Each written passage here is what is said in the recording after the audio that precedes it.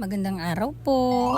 So kahapon, ito po yung trip namin. So pumunta kami sa Blue Reef sa Lapu-Lapu City. Woo!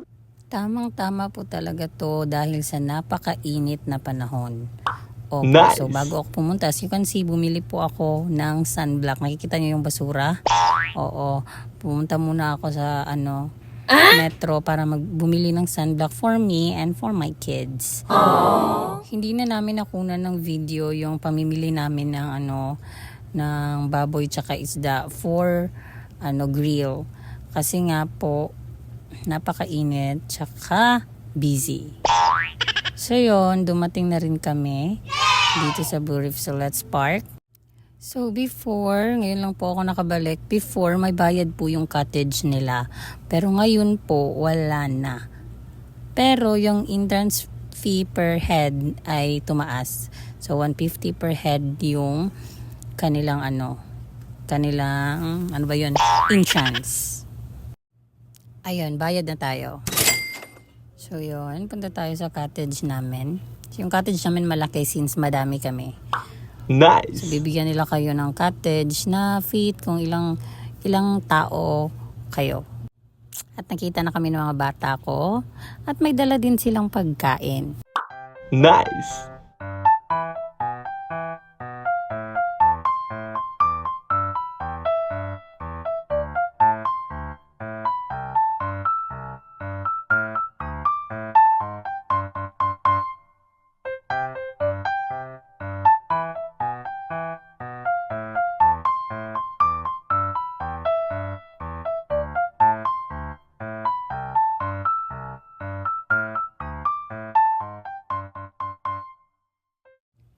So yan nga, i-grill na natin yung binili naming isda tsaka pork.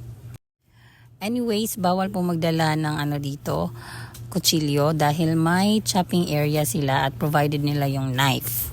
So dito yon.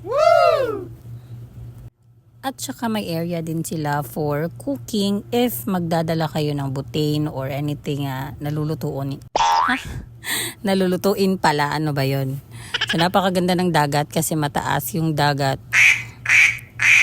Yan, kasi you can see, diba? Ganda for summer. Woo!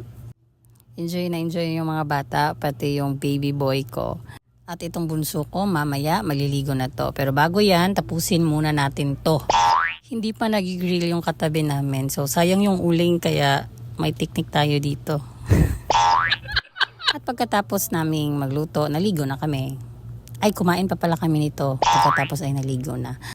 Hindi ko na po nakuna ng ibang clip yung videos namin. Basta napakaganda ng experience. Woo! Napakaganda ng dagat. Tsaka enjoy yung mga bata. Pati na rin kami. So ngayon, uuwi na kami. Bibili lang kami ng konting pang snacks. Tsaka at iced coffee since it's 4 p.m. At mainit pa din. So mag-iced coffee tayo, guys. Yan lang po. Bye-bye!